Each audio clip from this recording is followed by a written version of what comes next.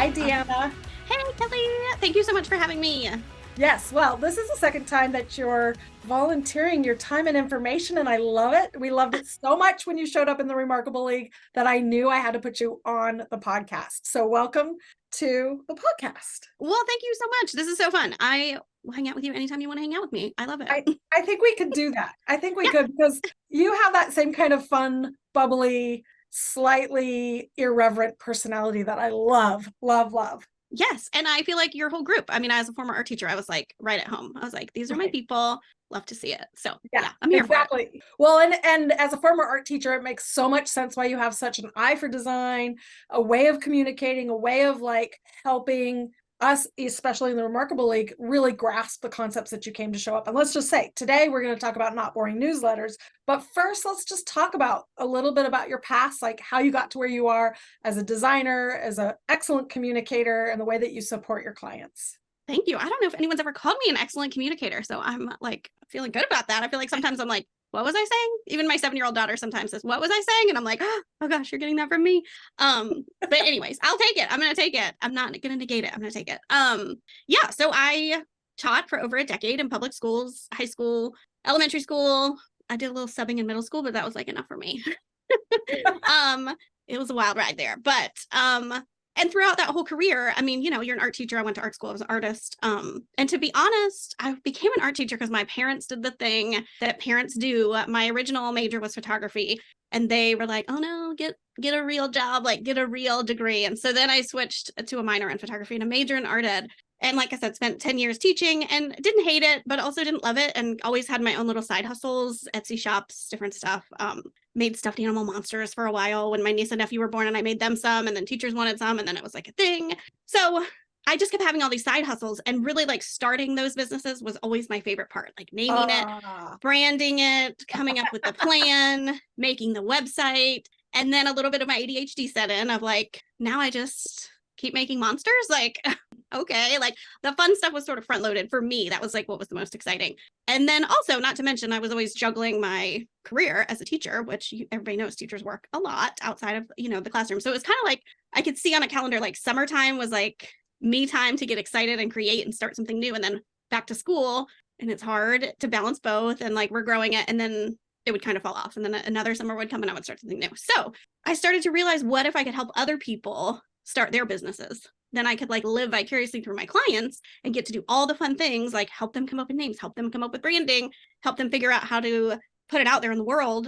And then once that's done, I can still kind of work with them, but also a new client will come along and I can help them do the same thing. So that has actually been something I stuck with. So I've been doing this like branding, graphics, sort of content creation for people for actually the end of this month is going to be my 1-year anniversary of being an LLC. But since I started so many other side hustles and I would always jump in head first, this one I was like, okay, let me make sure this is going to work before I go through all the trouble of being an LLC, whatever. So it's probably like my 2-year anniversary, but I'm still like relatively new in this whole world of online business, but I'm loving it. Yeah, but new, but not inexperienced. And that's the part people need to know, because it's very clear the people you've worked with, the products that you've designed, your website alone just speaks volumes. And if you know, for those of you looking for graphic design or branding or the whole package that love very creative, very colorful, very happy vibes, like you are it. That's amazing. Like, and I know Robin Marie Smith, she's used you. That's one of the reasons I found you.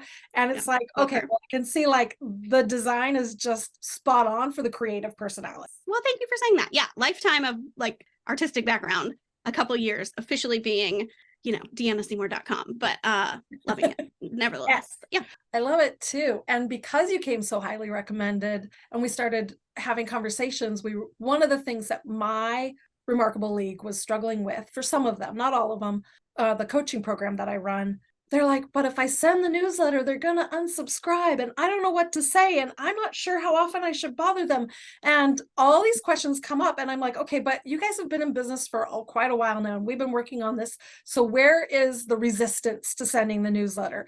And maybe it was because the idea of a newsletter sometimes feels like it's this big, professional, properly written, blah, blah, blah, not so much fun to have to do, right? Yeah. Or that it's all salesy, or that it's all whatever. It's like whatever this impression or thought that we have a newsletter, an email, something you send to your email list, whatever you want to call it, is going to be this big, boring thing that you do that your readers are going to want to unsubscribe from. Yeah. In comes Deanna, who, though you do work a lot in graphic design, you also really help with the idea of how to write and communicate. And you have a system for yourself that we were like, okay, let's try this. And you came in as an expert last month when we did our big marketing. We had a 3-day workshop within the program. And oh my goodness. So your not boring newsletter philosophy was a hit. And everyone is coming back talking about it with the success that they've had and how much it's just made it so, even me, I'm like, oh, I could really put my heart back into my newsletter. And here's what you said that really stuck with me the most. And then we'll go into your philosophy so that everyone who's listening to the podcast can get these ideas and start working. And by the way, for all of you guys out there, if you haven't started your email list, you must do that. But that's not what we're going to teach you on how to start it. We're going to teach you today how to write for it, because once you have the list, you got to communicate to the list. But what you said that changed the way I thought about everything that I do. I don't know if you know this, but this. I don't know. I'm so excited to hear it. You said that where prior to being really committed to your newsletter, you'd think, well, what am I going to share on social media today? Or I can't wait to post this. And you said that you got to the point where you're like, I can't wait to share this with my newsletter. Mm-hmm. And I'm like, oh, wait a minute. If we change how we think about it, that we're like reaching out to all of our besties who are on our email list, that we know at least 50% of them are going to, well, for me, 50% of them will open up that email and read it. Then it's like, that's so much more satisfying than Instagram right now. So ever since then, I'm like, okay, I'm putting my heart back into the newsletter first. Everything else can come second. Yes. Okay, cool. I love that. I was like, oh gosh, what did I say? Sometimes I'm like, no, I was like, that's a good nugget. That's what I said. But it's true. I can't wait to share this with my email list. Mm-hmm. Like what a like brain shift, honestly, for me to really connect that way first with my people. Mm-hmm. And I mean, maybe there would be someone who does send a lot more sales emails than me that might think sales need to come first. But I honestly do think of my email list as like my pool of friends, like almost like a network. I know there's people out there who open them and read them who I don't even know who they are, which is sort of funny to think about. But a lot of people do respond to my email. Like, I mean, I guess not a lot. I don't know. I guess I'm not a numbers lady. I'm an art lady, but a lot of people respond. And so I feel like when I'm sending the email, there's at least 20 people I feel like who respond regularly that I just think of. Like I'm telling them, and then I guess 1,200 other people get the chance to read it too, but there's enough people engaging that it really does make me feel like, oh, those people, I have a face with a name. You know what I mean? It feels personal. Yeah. Right. But you know what? Getting people to actually respond with comments or whatever to your email, that's rare. Even for me with, 20,000 people on my newsletter, and I don't get more than 1 or 2 responses, even when I'm prompting for it. So when you're getting to the point where you're having, even half a dozen to a dozen responses, that means that people are reading and connecting. Yes. Like enough to hit reply, like you're saying, like number 1, they're opening it. Awesome. Number 2, they're reading it. Cool.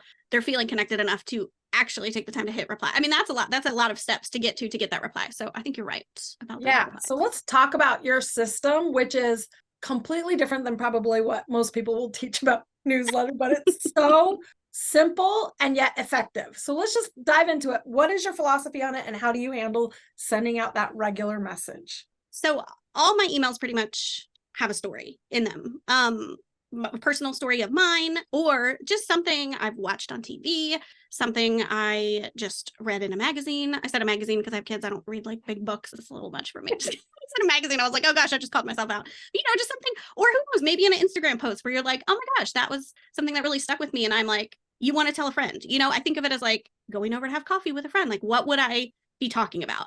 And then I do usually, I feel like sometimes it's a loose connection, but as a branding person, graphic designer person, I usually connect it to content or showing up in your business authentically, something around that. And I also talk a lot about how business is hard, because I feel like that's something not a lot of people talk about. A lot of the messaging just in online business are like, get rich real fast, 6 figures real fast, everything's easy, just go viral. And you can start to feel like, oh my gosh, I'm at a snail's pace. Like, this is so hard. So part of me just wants to be a friend to the people on my list and be like, it's hard. Just in case you're wondering, yes, it's hard for me too. It's hard for everyone. It's not as easy as they're saying. So those are kind of like the 3 things. So I think on my website, it says something like pep talks, funny stories, and real talk. Because I feel like I sort of have a reputation for calling stuff out too when I see things happening and I'm like, hey, that's not right, or whatever.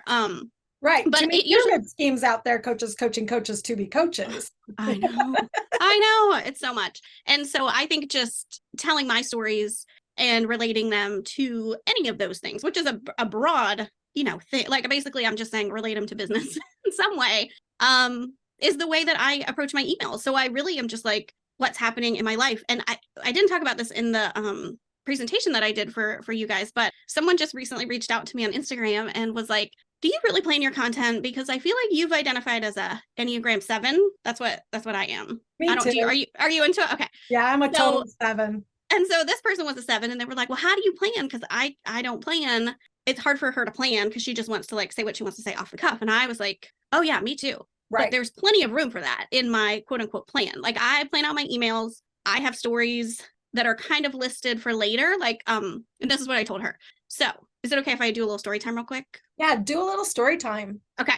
So I wrote a couple of emails about my daughter's running club at her elementary school because it was pretty like, I'm not a runner, never been a runner. It's my own trauma from childhood soccer, but I don't like running, but she wanted to go to running club. So I took her, and there were a lot of parents there really pushing their kids, and it felt really weird to me. And it felt a lot like online business a little bit. So that was a couple of emails I sent about like capitalism and pushing yourself and hustling. Well, over the summer, my daughter and I said, what if we start our own dance club? So Friday morning dance parties are going to happen, like running clubs on Wednesdays. And I'm the new sponsor of the morning dance party club so that I don't have to go to running club anymore and that we can go and dance. And I think it's going to be really fun. I want to tell my list about it like so bad, but I'm relaunching, like I'm opening the doors to my community in October. So we don't actually start dance party club until September, late in September.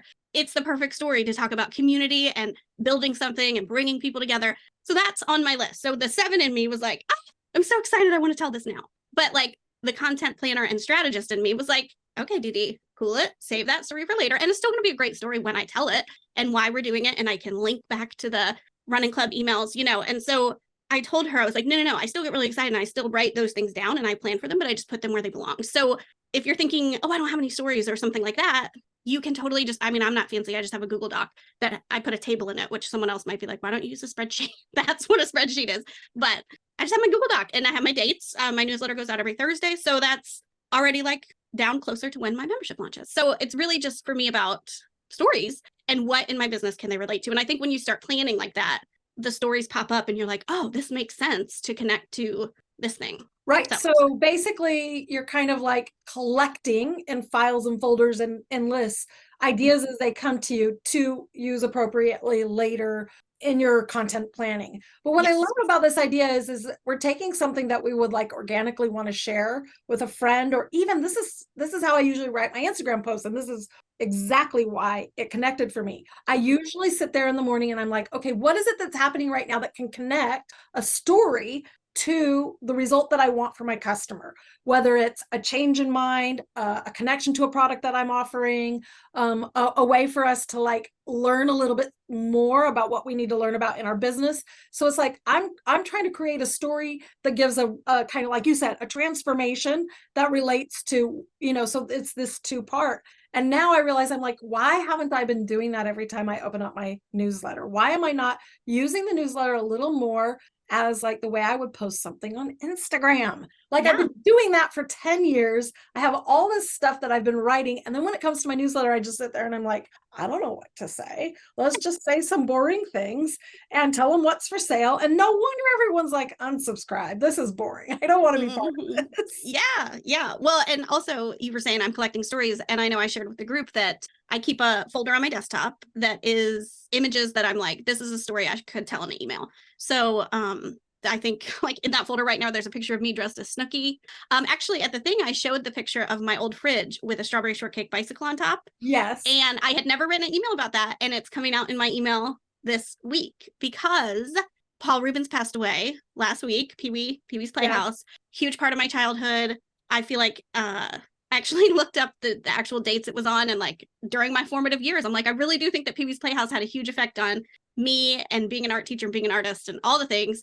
So I feel like I wrote this whole newsletter, but part of the graphic is that image, because I'm like, try to tell me this girl has not been influenced by Pee-wee's Playhouse with a bike and a T-Rex and a Care Bear lunchbox on top of her fridge, So I was like, it was just funny because it was like, finally, and that thing has been sitting in that folder for so long because I was like, this is funny. There's a bike on a fridge. Like, I don't know what the story is or why I would want to talk to my list about that. So you're saving these images that are interesting, quirky, fun, relatable parts of your life, bits and pieces, and maybe not the real intimate parts, but the parts that, you know, later it's going to be a good storytelling piece. Yeah. It's like, this could be, you know, could be something, I don't know. Or, you know, TV shows. Like I watched this new show. I guess it's newish. There's 2 seasons. The Bear is on Hulu. It's about like a restaurant. Do you watch it? And just so you know, everyone who's listening, if you have not watched The Bear, you are missing out on the world's best TV show there ever was. Okay, I'm here for it. Yes, I agree. And I'm like, how can I talk about The Bear in an email? And I haven't quite figured it out yet, but it's on my list because I'm like, oh, I love this show. I love Richie. And I've used Richie, one of the characters, in a GIF recently. I don't know if it's gone out yet, but and I did mention The Bear in an email just because I love it so much. I was like, I have to at least tell them that it exists so they can watch it. But I think in the future, there will probably be a better email about how I can relate online business to. Well, I actually thought of it when I was watching The Bear, because you're right. We can take like pop culture. We can take our own life. We can take, excuse me, the art happenings in the world, because I mean, most of the people who are listening to me are artists or creative. So we can take all those things. But as far as pop culture goes, and, you know, Richie ends up being, I think, most people's favorite character in the end, but not in the first season. And there's an episode, and I'm not going to ruin it for anyone, but there's an episode that a big transformation happened. And the whole time I'm watching it, in fact, all of season 2, this huge shift happens even in my mind, that I'm relating it to the process of being a business owner and being a creative. And so I can see how we can even take these common references, whether it's that or, you know, other shows that have been really popular, Ted Lasso, White Lotus, all these other shows that we're pretty much binge watching through the summer. Yeah. Thank goodness, because they're pretty decent shows. I mean, White Lotus, the jury's still out on it for me, but it's like we could take that, or Barbie. Oh my goodness, there's so. I was gonna say, I've gotten so many emails. I've gotten emails about Barbie already. I mean, like, people are talking about Barbie. Not, because it is so relatable at this point to business that, like, why wouldn't we infuse what we're doing with, like, because we are multi-dimensional people. We're not just like artists that all we need to do is talk about art, right? Yes. That's the problem, that I get stuck in this box. Like, I only talk about art, or I only talk about business. But the truth is that there are so many different facets of me and different ways that I infuse parts of my life into the business that I'm doing. And what turns me on, what lights me up, what I've been listening to. And I'm like, why am I not sharing this with? Well, and I think too, I mean, you bring up a good point, because now I'm thinking just about artists. Like, that's like, obviously your work is your work, and that stands for something. But I think when people start liking an artist's work, they also are very interested in the artist themselves. Like, people loved Andy Warhol. They weren't just like, oh, we love these like Campbell soup cans, but we don't care about that quirky little guy over it. Like, we don't want to hear any more about him or learn any more about him. Like, we want both, you know, like, we want your art, and we want your backstory, and we want your opinions, and we want your stories and your quirks and your everything. And so all the cats. I think, all the things. Yeah. I mean, I think it just, like, I mean, now that you're talking about that too, and I feel like I work a lot with personal brands, but as an artist, like, people also want to know the artist behind the work, I think. So opening up your email to be more a little bit about you. And you did mention for a second, like, you don't have to share everything. So I do have 2 kids. I have a 3-year-old and a 7-year-old. And in the beginning of my business, I talked about them a lot because I felt like a little bit of pressure on social media to be like a mompreneur. Like, I don't know, I'm balancing it all. Oh, my kids are in my pictures and stuff. And so then just at some point I was like, you know what? I don't really feel like this is like what I want to do. Like, I didn't ask them. They don't know. Like, what, it just felt weird to me. Yeah, and I'm not judging anyone who does it. I think it's probably going to be fine.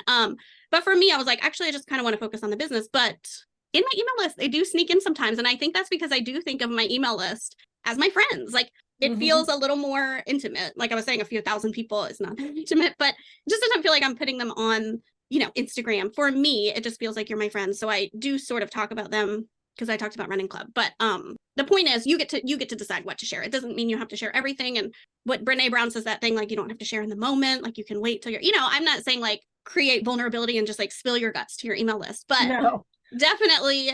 But, you know, maybe pull from real life stories that are relatable, so that when we write a newsletter or an email to our list, it's not boring. It's not dry. There's actually a story to be told and something that's relatable. And then you relate it to the purpose at hand. So it's not like just random stories with no purpose.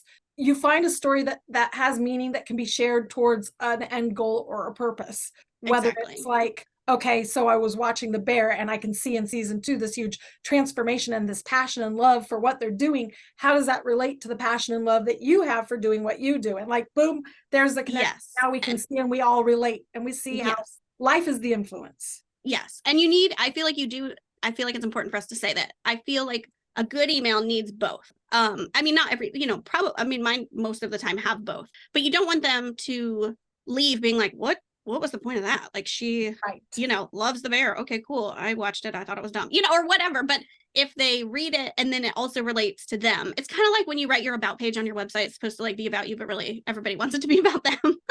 So you can tell the story about your life, but you have to bring it back to them so that they walk away being like, oh yeah, and thinking sort of in terms of their lives and what that could mean for them. So I think it's just important to stress. We're not just writing it for ourselves and to talk about ourselves. We're writing it as if we're really writing it for them so that they see themselves in it. Yes. Like what's the point? I mean, just asking yourself kind of too, like, if you get excited, you're like, oh my gosh, I really want to tell my list a story. Just ask yourself, like, what's the point? Like what was the point when it comes to why they what was the original promise signing up for your emails? So how can that relate back? So for me, the pep talks is like a really easy one. It's just like, as long as I'm like, yeah, business is hard, like we can do it, then they still at least leave being like, oh yeah, at least business is hard or whatever. So I think as long as you bring it back to them and you're like, what's the point? I think that's great. Yeah. I also love what we learned from you was how you don't have it like perfectly formatted in this like nice and neat design. It's like you're just writing an email to a friend. And though many of us in my group still choose to put a little header on it, but the rest of it is just write and maybe pop in some pictures. Or my very favorite thing that we're all doing is using not GIFs, GIFs. I say GIFs. Here's why I say GIFs, because I think GIFs are a gift to the world. And so I'm just going to say GIFs. That's what I think. So now like I'm people like get so mad about it. Giphy.com all the time, finding some, or I also love that you can make them. I guess you can even make them in Canva. Mm-hmm. Yeah, totally. Yeah. So yeah, it's so fun. Yes. I mean, my format, if this isn't too like boring or hard to picture on a podcast. Let's go for the format. Okay. So on my weekly emails, I basically start with a little bit of writing. Maybe it's a hook, but a hook sounds too hard, like too formulated. I just like start the story a little bit. Then I usually put in an image, and I will just break for a second to say they're always the same size. And I did make a template for myself in Canva, and I just make them in Canva. It's called, Deanna's email images. Just open that every week and like plop in some things. When I was talking about PB, I said I put that bike image in there, and I also put in, like some other things I had. We have like PB toys and collectibles at my house. So I went in my, living room and snapped a picture of those. And so I just made like a little PB collage, and I just exported it as the same size every week. So it, I think, sort of provides some comfort to like, so it still is a little bit familiar and like whatever. So there's some words, the image, more words, like finish the story. And then I always use the GIF usually when I transition into how it relates to their business or them or what they've done. Because I feel like GIFs are a punched up version of an emoji of like reacting to something. So, if you drop like a bomb and you're like, oh my gosh, and my mind was blown. It blew my mind. I feel like you get to put a funny GIF in there about blowing somebody's mind. And then you say, kind of like in business, when it feels like a really easy way to transition from the end, like sort of the end of your story, and then a GIF, and then like the moral of the story or how it connects to them. And then I just sign off. And then I usually put in the PS is where I sort of put my sale, if I have one, which for me as a service provider is usually just like, hey, I'm, booking in September, like I'm booking, get on my list, or just something like low key about that. Or also I have a podcast. So a lot of times it'll be a PS. This person's on the podcast this week talking about this thing. So the PS is sort of where I put the more salesy call to actions, whatever I'm not selling my podcast, but you know what I mean? I still understand what you're saying. So that the meat of the email is entertainment, it's useful, it's value, it's transformative, whatever we want to call it. And then the businessy stuff goes in the PS, which is what we're starting to do as well. I actually have two newsletters because I have two parts of my brand. There's me and the Homemade Remarkable part, which is all about where I'm moving to in the future, is coaching, helping people with their businesses. And I still have Color Crush Creative, which is my art courses. And I don't know that I'll be adding any new art courses at least for a year or two, if ever. Right. But I'm still keeping it running because I have some really amazing courses, and we're still supporting the community. So we do have a Color for Your Inbox newsletter that goes out every Friday, and we're trying to figure out how to formulate that. But the one that I'm writing, the Artist Dispatch, is the easy one, because now, like today I wrote it and I'm like, what do I want to say? And then I found a GIF of an older woman doing a belly flop into the water. And I'm like, yeah, because that's the end of summer for me. And like, so it just like, it feels so much more me than it's ever felt before. And that's where Awesome. I've been honestly trying to get to for the last 3 years. And every time I started, I feel like, do I have even permission to do this? But you know what, Deanna, you gave me permission. Yeah, that's awesome. You know, I was gonna say too, it's extra magical if I can relate like whatever's on the podcast that week or something like that into the actual story, into Right. the actual thing. And that happens sometimes, but I do not put pressure on myself to make it. I'm always like, it can be in the PS if it needs to. But if I start thinking about it and I'm like, oh wow, that can go with that email.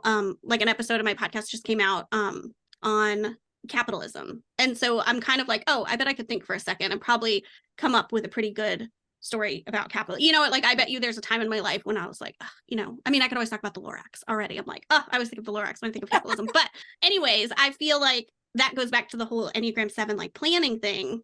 It also is cool when I started planning, I was like, this is magical. And then you can kind of bring up those things. Me talking about PB, I was on a woman named Annie P. Ruggles podcast, who she has guests on who talk about a pop culture thing and their business. So when I was on her podcast like a year ago, I talked about PB's Playhouse and my business. So I linked that, but I was also able, because I've been planning, to say Annie's going to be on my podcast at the end of this month. And so it's like when you start planning too, you're like, wow, if I don't know what's coming tomorrow, I can't like tell people what's coming tomorrow, or I can't save a story for the perfect one. Because before I planned, I would kind of like do stuff off the cuff and then later be like, oh, that would have been a good email to send with this, but I already talked about that. You know, it's interesting to do that. So, Well, I feel like even though I get such better reception with email and the open rates are really incredible, I still know only half maybe have read it. And even how many people who open it who don't actually read it. Yep, so you're right. I think it's okay to repeat things. Oh, for sure. They repeat things on Instagram as well. And you know, one thing that I was thinking of while we're talking about it, this is for like the regular communication. This is the newsletter, the weekly email. We should all be sending out our weekly email, because if you're like not sending any newsletters or emails at all, then one day when 6 months later people have been on your list and they haven't heard from you, they're going to be like, who is this? Unsubscribe. So you want to continue to nurture them. This is not what we use. It's not the same as what we would use for a marketing campaign. Exactly. So although we can do storytelling in a marketing campaign, we're really just talking about that regular newsletter that you're like, what am I supposed to say every week? Yeah, exactly. I feel like if I'm being fully transparent, I kind of suck at promo, like a series of launch emails. It like makes me start sweating profusely. And I did do one that was a storytelling series all about communities I'd had throughout my life, and just coming from like a punk rock background and friends helping friends, and that led up to opening my membership. So that was pretty fun. I don't know if the numbers would say that it was like necessarily successful, but I think it was. Because really, isn't it, when you launch, it's not like a huge, you think like, oh, I'm gonna launch this and half my list is gonna join my community, but it's like, what is it, like 2% is like who actually, the average like is average 2 to 5%. Yeah. So I actually probably did okay with that, but it was storytelling. But there's no like I'm just backing up what you just said. I don't know why I'm rambling about it, but yes, these are just your weekly emails to kind of just like stay friends with the people and make sure that they're opening them, and it's like helps your delivery rate. I feel like if you don't send one for so long, it could end up in the wrong, place in the spam folder, whatever. So this is just a way to like stay current. And I also think it's important, like for me as a graphic designer, and I mean, even as an artist or whatever, I feel like just staying top of mind for people so that they're opening my emails. They just keep remembering I exist. They keep remembering that they like me. Like, we're friends. And then eventually when they are like, oh, I need graphic design help, hopefully they've been opening my emails and they're like, I should hit up Deanna, or they're thinking about it and my new email on Thursday pops in their box. And then they're like, oh my gosh, here we go. This is time. So again. Yeah, it's not like a hard sell. It's just I'm still here. We're still buds. Kind of thing. I'm going to continue to add value to your life. Yes. That's the goal with my newsletter, is that I'm there still giving the encouragement and support, even if the only thing that they ever do is choose to just follow my newsletter, whether they ever buy anything from me, just having them in that circle and know that they can get a little bit of tidbits of information or support. I like being able to do that. So I'm kind of curious at this point, though, we all have different personalities and not everyone's going to be drawn towards putting a GIF in their newsletter. How, especially as a branding expert, how do you find yourself staying true to who you are, encouraging your customers? Like, how do you even identify, like, what is your aesthetic and your energy and your mojo when it comes to how to write or how to even show up? Well, I think this is a great question, because I do feel like with my pink bangs and my wacky website, it's like, okay, cool, that works for you, but what about me? And I always think of just showing up, and the word authentically is like played out a little bit, but I do feel like there's really no synonym for it. But I feel like showing up authentically. So if that means that you are like a mompreneur and you want to talk about your kids all the time, like people will relate to that. Like the people who right, like your people will relate to that. If you are really like Christian and you want to put a quote, I don't quote from the Bible. There's like a word for that. A scripture. Yeah. If you want to put a scripture in there or something, that could add value to people's lives. Like I wouldn't do that, but also some people might not want to put a gif of Snooki in their email, so I really love it when people can hone in on what they want, because I talk about this as like, I know there's such a thing as an ideal client avatar. That's a thing. I get it. But when you are your brand, I feel strongly that you should also be showing up as you, because that's who they need to know. That's who they want to connect with. Right. If you are your product, and of course, artists, you guys kind of have a product. I guess my services are my product, but like we are sort of part of our brands. And so when I always compare it to when I started teaching, I went from high school and then I started teaching at an elementary school. And I didn't go into that school being like, okay, who is my ideal friend avatar? Like what kind of teachers in this building do I want to attract to be friends with me? Like how should I act at school to reach out? I just went to school every day and I was like myself, and a little funny, a little sassy. And I attracted the people who like wanted to go out for margaritas after school. Like those were my people, and we weren't all the same. It's kind of funny because we weren't, like, I was the art teacher, so admittedly probably the quirkiest one of the bunch, but all of them had an element of silliness to them. You know what I mean? Like then there's other teachers in the building who are real quiet or reserved or like straight-laced or whatever you want to call it, or don't drink or whatever. Like I just feel like when it comes to your branding and how you show up in your emails and stuff, I feel like if you just sort of drop your guard a little, make sure you're still adding value, but like can just really show up authentically, that people are really going to be drawn to you. Sometimes I get nervous about making references to certain shows or jokes or whatever. One time I did a gift sale where I was making people custom gifts. And then when it sold out, I set it up in Thrivecart to go to a page that said like, okay, it's sold out. Cause I'm only one person. So I could sell 30 that week and I was done. And I put this like gif of one of the Real Housewives of New York, Ramona Singer, crying on a bed. And I wrote underneath it, oh no, the gift shop is sold out. And now you're crying like Ramona when her and Jill couldn't work it out in Morocco. So I didn't really even explain it. And so there probably was people who landed on that and were like, who's Ramona? Who's Jill? What are they doing in Morocco? But if somebody landed on that and watched Real Housewives, like multiple people emailed me and were like, oh my gosh, this is the funniest thing I've ever seen, because it was just a really famous episode. And there was even one person who was like, I had no idea what you're talking about, but I Googled it. That show looks bonkers, And I was like, I know it is. It's crazy. You should watch it. But sometimes I push the envelope and just showing up and just saying what I want. And I think other people who probably didn't get it, like the point was it was sold out and they got that. It was sold out in big letters. And they're like, okay, you're crying like this lady in this gift who I don't know who she is. And they closed that window because all they needed to know was that it was sold out and whatever. So I think just pushing was a connection to who you were a lot deeper. I feel like when we show up, and I know I hate the word authentic as well. I feel like when we show up as our real selves, as what we really actually like, what we really do, how we really talk, how we really think, not just the personified version of ourselves, we're attracting those who relate to that. And the other part that I've heard a million times, but it's true, we're pushing away the people that it might not align with, so that those who stay in our circle are more likely to be the right customers for us, right? Yeah. What do they say? Like, is it 100 true fans or 1,000? I don't know. That's a big difference. I know, but it's like, I think it's 1,000, but yeah, I think that's way better than 100,000 or 1,000,000 lukewarm, right? Like, yes. Yeah. So I think just, being brave and just telling the stories. And I think most of the replies I get are from like pretty boring stories. To be honest, we were talking about being relatable, but I sent one email about my son sticking a bead up his nose. And then I had to take him to the, after urgent care on the weekend. And it was actually an email about how you should stay in your lane and like DIY, like you don't have to DIY everything. Because my husband had the idea to grab a toothpick to try to get it out, which I was like, screw, what are you gonna do with that? And he was like, I don't know, I was panicking. I just gotta, he was like, I wasn't actually gonna do anything with it. But so I told this funny story about my son, and then just kind of related it to like, sometimes you need to back off and like let someone else handle it. Yeah. And hence the reason why you might call someone else to build your like life for you, like Deanna. Yeah, that was like a pretty good segue.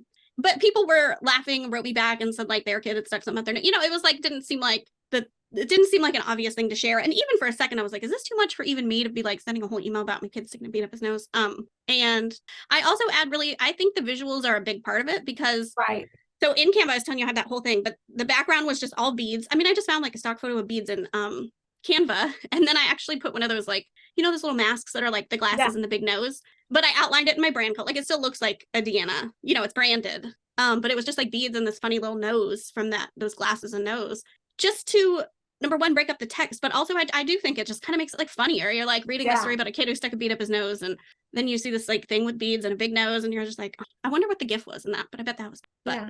Well, so a lot of the people who are following me or listen to Made Remarkable, they're not really quite at the point where they have like a big business yet where they're selling courses or they're coaching or they've created, programs, or even if they have a big online store yet. But a lot are growing towards, and I would say a good majority are like, their first thought is usually, I'm going to sell my art, or I'm going to sell to designers. How would you apply these ideas when you're like looking to sell a product or, an art course or something, rather than like, a service is different than a product? Yes, it totally is. I think, well, I feel like we've been talking also about like serving and adding value and stuff. And so some of that might just be that they think your artwork is beautiful. And so you might just be popping in and you might just have a really beautiful graphic of your art. And maybe your story is like shorter, or like, oh my gosh, I've had a crazy week, this is going on, or like the summertime heat, am I right? Like maybe they just really want to see your visuals, and maybe they want to know when the next,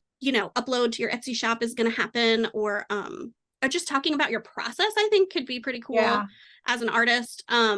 It goes back to that Andy Warhol statement that you made. Like, it's not, we might like the art, but we kind of want to know the person behind the art. Like, where are you working from? How much art can you actually make through the summer when your kids aren't in school? If you are a parent, or, like what other experiences do you have that maybe relate back to, artist problems or highlights or whatever? I mean, I think too, like if your cat like knocked over your paint, and made a mess in the studio, if the people opening your emails are also artists or artsy, or I just think that could be a story that they're like, oh my gosh, what? That's crazy. I think it could also take some experimenting to sort of see, but again, I really think the purpose is to remind them that you're there, so that if it's the week when I'm about to buy prints for my kid's bedroom or what I'm about to do, I'm like, oh, duh, yes. I want to get her prints. It's kind of like, how can you sort of get in and get out? I mean, I also think some people write really long emails, and mine are, I think, maybe medium. But I mean, I wrote one that I thought was long the other day, and it was like 350 words, which isn't long. I think that some people write a caption. Yeah, like 2-3 minutes. Keeping it sort of short and visual, which I think definitely artists should definitely put the visuals in, so that people can see your work and just keep being reminded that you're there, and that they like you, and that they're going to want your art eventually. So I think you could experiment.